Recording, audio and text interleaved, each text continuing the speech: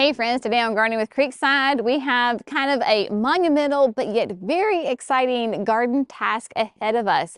Here I am standing at the Cottage Garden and everything is just really coming out in this spring. Nice, healthy, beautiful foliage on my daylilies and my nephophias. My salvias are coming up, and so is my beloved Miss Huff Lantana. Miss Huff Lantana is one of the kind of surefire perennial lantanas for me in North Carolina, zone 7B. And I do absolutely adore this lantana. It is a beautiful kind of an orange and yellow, has a little bit of pink in there. The butterflies absolutely love it, as do all the pollinators, hummingbirds too.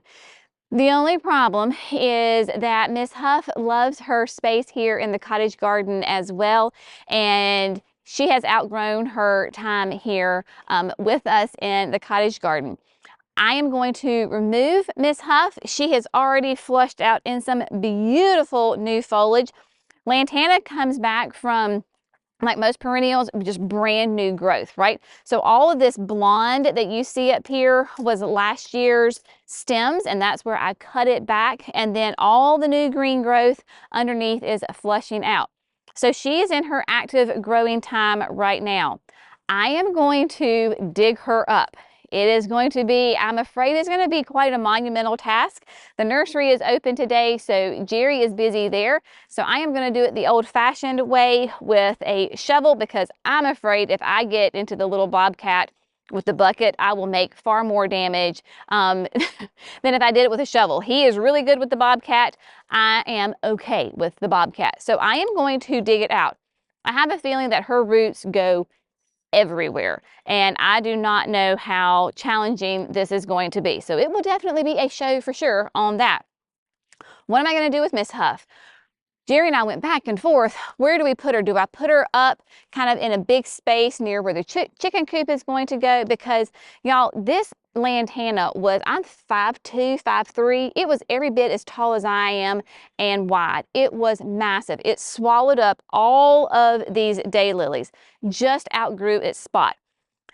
So the Lord provides. On Saturday, our sweet friends, Aaron and Lane, came to shop at the nursery, and Aaron said, "Hey, do you have any of the Miss Huff Lantana?" And I said, "Like for sale?" And I said, "No, I don't, but I have a gorgeous specimen if you want it." So Miss Huff is going to go live with Aaron and Lane in their house just, 10 miles up the road. So he's going to come by and pick her up. He is going to attempt to divide her so that way he can put her in various spots in her garden.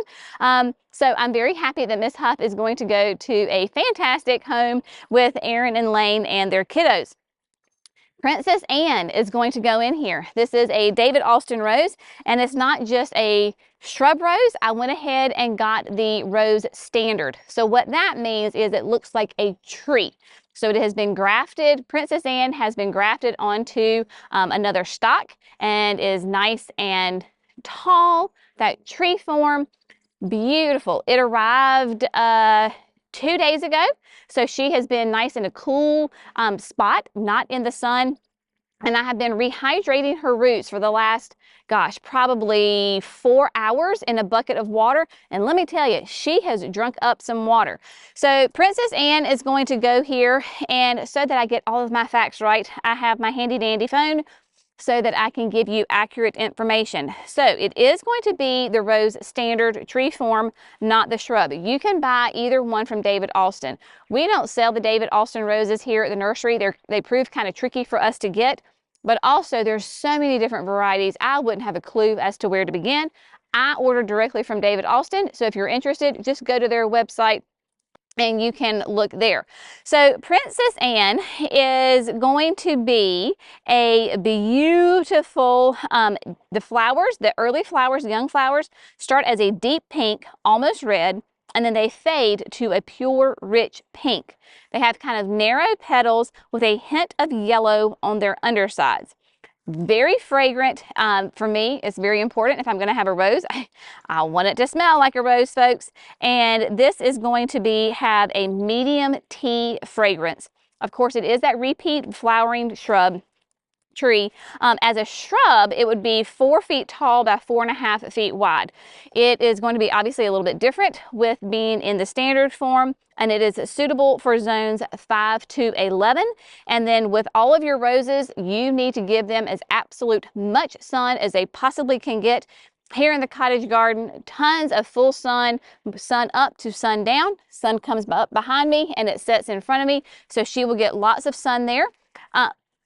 Excuse me, what I did really appreciate that David Austin, they went ahead and sent me a wooden stake to stake up Princess Anne. So I have that. I went ahead and stained it the same stain as what we do all of our things here, that black alder stain. Of course, it was a nice blonde wood and I wanted it to blend in. So I have stained that. It will go in there. And of course, I will show you step by step on how I am going to plant Princess Anne in this spot. But first things first, it's going to be definitely the hardest part of this job is to get Miss Huff out. So, kind of dreading this part. Hopefully she'll just pop right out of the ground. I don't think she will. But I'm going to go grab my shovel, grab my sun hat, and pull my hair back because it is a hot day here in North Carolina, and we're going to get to work.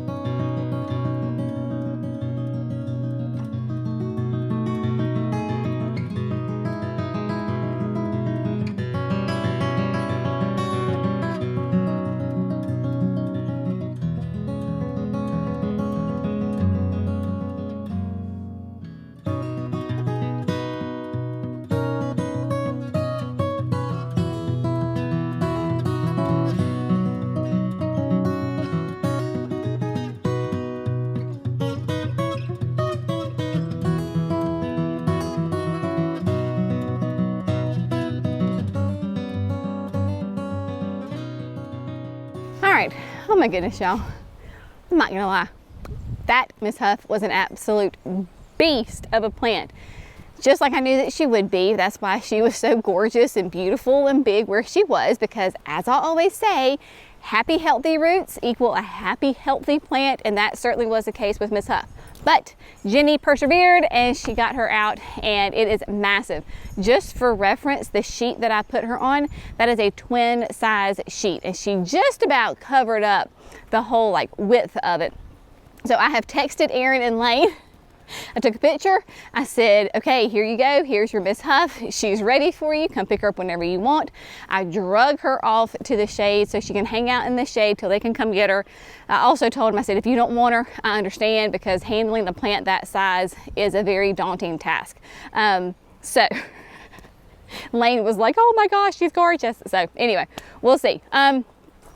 I actually had to get the handsaw out, and it was my older handsaw, so y'all don't freak out and go, oh my gosh, you're using your brand new handsaw and it's gonna mess it up. It was an old one, but I actually had to cut 3 or 4 roots in there. One clearly was the main root, and it was at least an inch and a half in diameter. I mean, it was really massive. Once I was able to cut that one, then it came out. That is the thing that I have noticed with Lantana, as is most of your perennials, I wouldn't even dare say like trees and shrubs, is their roots go more horizontal than lateral. The only exception I would say of that would maybe be Baptisia, has a nice really deep taproot, and there's other ones that have deep taproots as well, but for sure her roots were going out instead of down. So that helped me as far as being able to get her out. So what I'm going to do now is kind of prep the space for Princess Anne. You'll see I have 2 bags of land and sea. Roses love really rich organic soil. I do have obviously very much clay soil, but this garden, this cottage garden, has been developed and maintained for 5, 6, 7 years now, and so you can see my top layer is really nice and rich in organic material, and that is because every time we add mulch, it decomposes. Clearly we need to add mulch to this flower bed. It is the time. But that's why we don't put landscape fabric down, is because when your mulch decomposes, then it can work into the soil. If you put landscape fabric down, then all that good compost just sits on top and it doesn't get into your roots. So what I'm going to do is figure out exactly where my hole is going to go. I'm going to add in a good amount of the land and sea compost, work it into my native soil. I'm not removing my native soil, I'm simply adding in compost. And of course I want to make sure when we're burying, planting the rose, I will show you, like, we need to bury her nice and deep so that all of her roots are down in there. So it's better to have a hole that is nice and deep and add some soil back in it than it be too shallow. So I'll make sure it's nice and deep, and then once I know the depth is right, I'm probably going to go ahead and drive my stake in the ground. That way the stake is in the center, and then I can plant around it and maneuver the roots around the stake instead of trying to drive the stake in and miss the roots.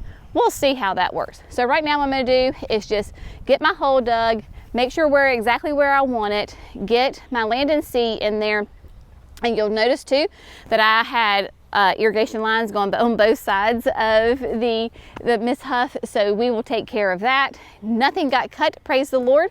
One of the lines was running like right in the roots, but it had a joint, it was joined right there with like a coupler, so I was able to take it apart and pull it out, so we saved that one. So yeah, my poor little Fitbit kept going off and it was like, you're earning zone minutes, keep going, you're doing great. And who says gardening is not a physical sport? I don't know. It is a physical activity, sure, for sure. Got my heart rate up, so we're gonna get this hole dug.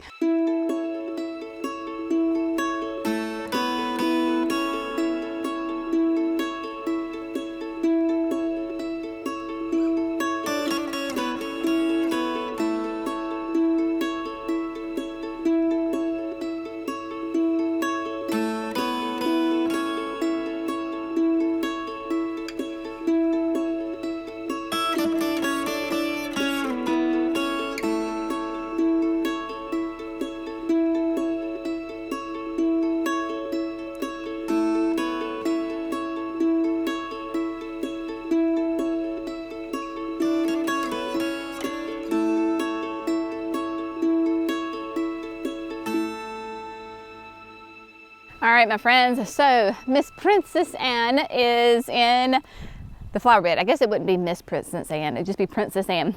She is in the flower bed. Cannot wait to see this thing bloom. It is going to be stunning. The trunk of the rose was a little bit crooked because I know that you people are all about beautiful, straight, nice and level. And so of course I have my level out and my stake is nice and straight and level on all sides. The rose has a little bit of a curve to her, but when she's in bloom, you are not going to notice that. I did go ahead and water her in, obviously really nice. Top dressed the whole area really well with the land and sea compost. This bed needs massive work. It needs a lot of TLC, and so it needs to be weeded. It needs that top dressing of mulch and compost. So I will take care of all of that really, you know, obviously before I put my annuals in. And so what we're going to do with her is just keep her well watered. I watered her in today, and then we're expecting like 2 or 3 days of like lots of rain, unfortunately, here for the weekend. So she is going to get nice and settled in. and I just sit back and let her grow. I will go ahead and start my treatment for my Japanese beetles and aphids and all of the other pests that do enjoy our roses. And so it's the Bare 3-in-1. It's the Rose and Flower Care. It's a granular that I use, sprinkle it on there, and it lasts for a month. And it protects, like I said, against Japanese beetles, black spot, aphids. So it's a fertilizer, fungicide, and pesticide systemic all in one. So that is my secret to keeping my roses healthy during the summer, is I use that every 4 weeks.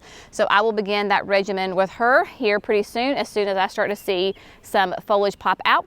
There are buds on it so far, and so we're just gonna let her develop and just get acclimated to her new home. Feels good to have Miss Huff out of the ground. Lane is going to stop by this afternoon and pick her up, so she is going to be off to her new home and only be out of the ground just for a couple of hours before she gets settled into her new home. So it all works out great. That's the beautiful thing about gardening, right? There's always somebody that can take a plant that if you need to divide or get rid of, somebody always wants it. So nothing goes to waste. As always, thanks so much for gardening with Creekside. Y'all have a great day. We'll see you in the next video. Bye, friends.